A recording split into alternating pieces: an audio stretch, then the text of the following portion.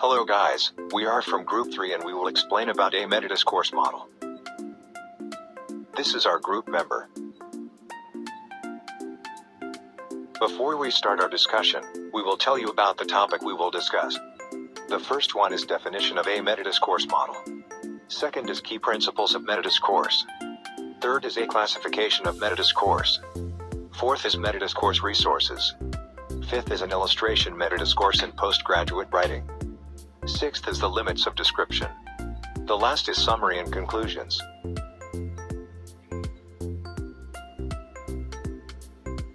The metadiscourse model is a framework or conceptualization used to understand and analyze how writers use metadiscourse in their texts. The model helps in identifying different aspects of metadiscourse, its functions, and the purposes for which it is used in the context of written communication. The key principles of metadiscourse are the basic concepts that form the foundation for understanding and analyzing the use of metadiscourse in texts. Divided into three parts, namely metadiscourse is distinct from propositional aspects of discourse, metadiscourse expresses writer-reader interactions, metadiscourse distinguishes external and internal relations. Metadiscourse differs from the propositional aspect of discourse because its main focus is not only on the communicative content or information conveyed, but also on how the information is structured, presented, and interpreted by writers and readers. While the propositional aspect relates to the substance or content of the message to be conveyed, metadiscourse highlights more on how the message is packaged, communicated, and received by readers. In other words, metadiscourse involves the expression of the writer's attitude, evaluation, and interaction with the reader, while the propositional aspect is more related to the factual or conceptual information to be conveyed. Metadiscourse helps establish a relationship between the writer and the reader, directs the reader in understanding the text, and conveys the writer's attitude or view towards the information presented. The first statement of the scientific textbook states that the taxonomic scheme presented is not just a neutral description of diversity, but also a theory. This suggests that the taxonomic scheme not only presents information objectively about diversity, but also reflects a particular view or interpretation underlying a particular theory or framework. As such, the taxonomic scheme serves not only as a descriptive tool, but also as a tool for developing a theoretical understanding of the observed diversity. The second statement from the newspaper column states that the term political correctness is an outdated expression and rarely used today, except by the Daily Mail, which uses it as a weapon to attack the left. This statement shows the author's evaluation or view of the use of the term, and reflects a critical attitude towards the way the term is used in certain contexts. By mentioning the Daily Mail as the only one that still uses the term in a certain way, the author of the column also shows a view or criticism of the media. Metadiscourse is the way the author conveys the interactions necessary to achieve successful communication with the reader. It includes the way in which the author refers to the knowledge, experience of the text, and the processing needs of the reader, as well as providing the author with various rhetorical tools to achieve this. In other words, metadiscourse not only underpins propositional content, but is also the way in which propositional content is made coherent, understandable, and persuasive to a particular audience. In this context, metadiscourse helps the writer to establish a strong connection with the reader through the use of various linguistic and rhetorical strategies. These include the use of linking words, evaluative phrases, punctuation, and other elements that help direct the reader's understanding and response to the text. Thus, metadiscourse not only conveys information, but also plays a role in shaping the interaction between the writer and the reader and influencing how messages are conveyed and received. In the first example, the conjunction "but" is used here to show the contrast between two events happening in a cricket match. The conjunction "but" is used to highlight an unexpected change or contrast in the situation described. In the second example, the conjunction "then" is used here to indicate a sequence of time or events that occur in order. The use of the conjunction "and then" helps to outline the sequence of events that occurred. In the third example, The conjunction "first" is used here to indicate that before conducting a marketing research project, the first step is to clearly define the marketing problem to be solved. The conjunction "first" is used to highlight the priority or order of steps to be followed in completing a task or project. Metadiscourse distinguishes between external and internal relationships within the text. External relations refer to the way the author relates the text to the world outside the text, such as describing situations or events that occur outside the text, while internal relations relate to the way the author connects elements within the text itself, such as organizing information or arguments within the text. By distinguishing between external and internal relations, Metadiscourse helps readers to understand how the author relates the text to the external context and how the author organizes information or arguments in the text to clarify the message conveyed. Thus, an understanding of the external and internal relations in Metadiscourse helps readers to better interpret the text and understand how the author interacts with the reader through the written text. In the first example, the word "therefore" is used to convey a cause and effect relationship between two statements.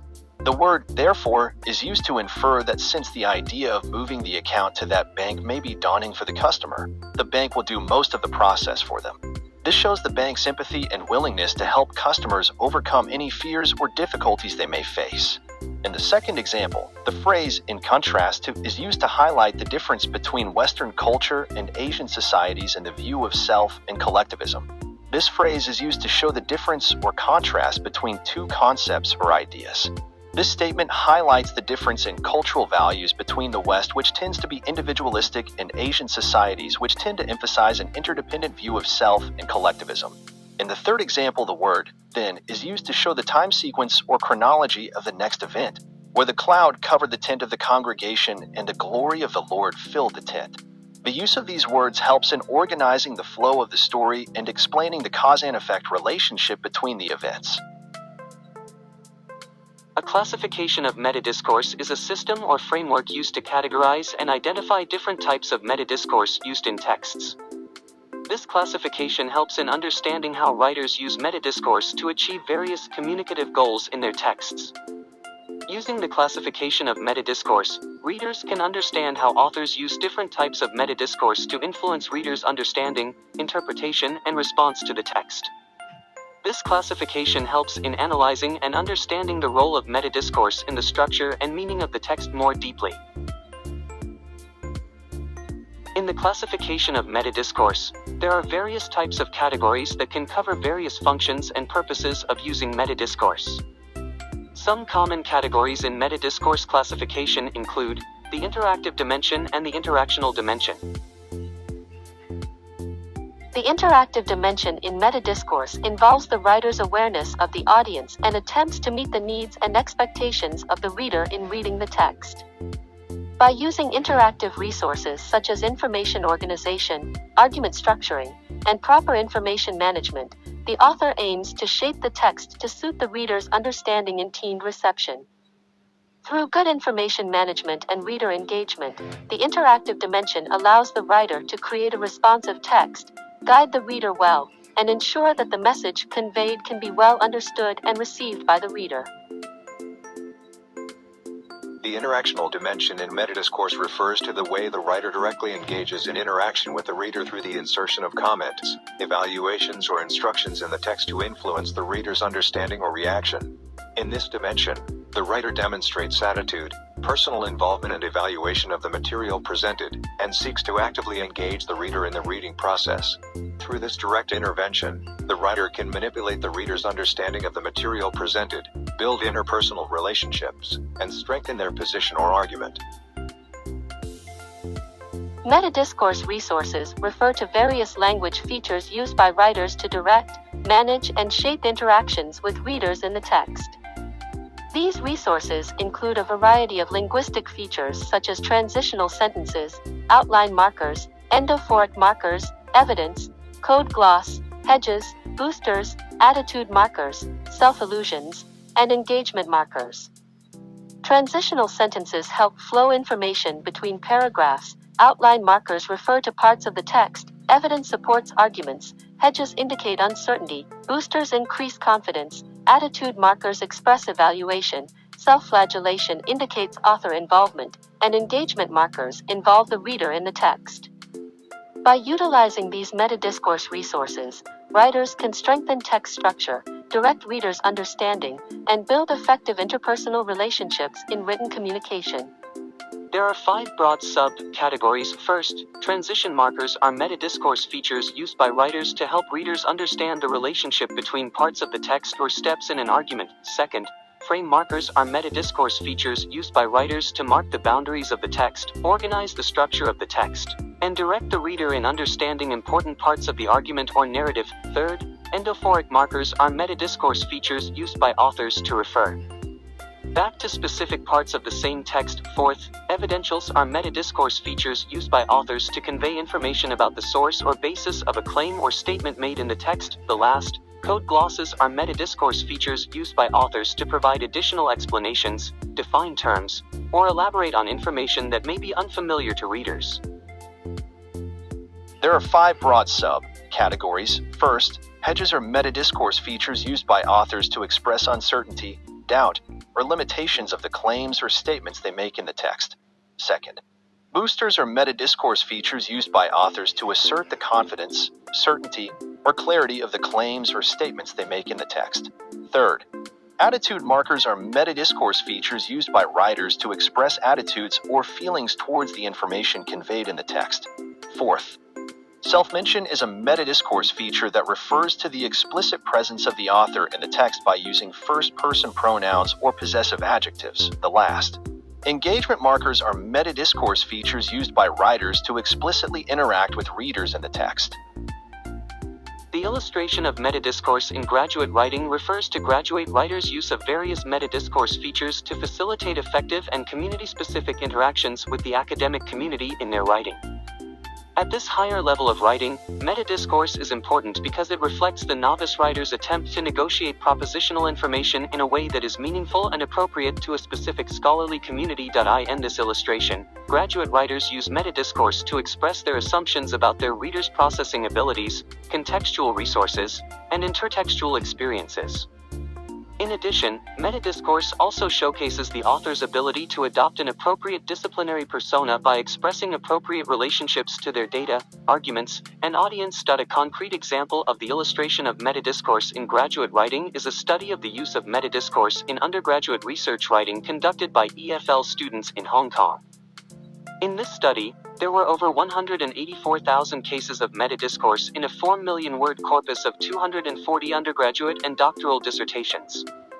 This high frequency of metadiscourse use shows how important metadiscourse is in advanced academic writing to facilitate effective interaction with readers and the scientific community. Thus, the illustration of metadiscourse in graduate writing provides an overview of how writers use various features of metadiscourse to build strong relationships with readers, demonstrate appropriate disciplinary identity, and convey arguments or claims clearly and convincingly according to the norms of the scientific community.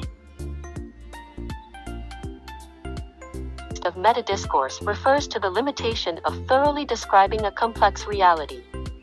This is due to the fact that metadiscourse studies focus only on explicit devices that can be clearly identified in the text.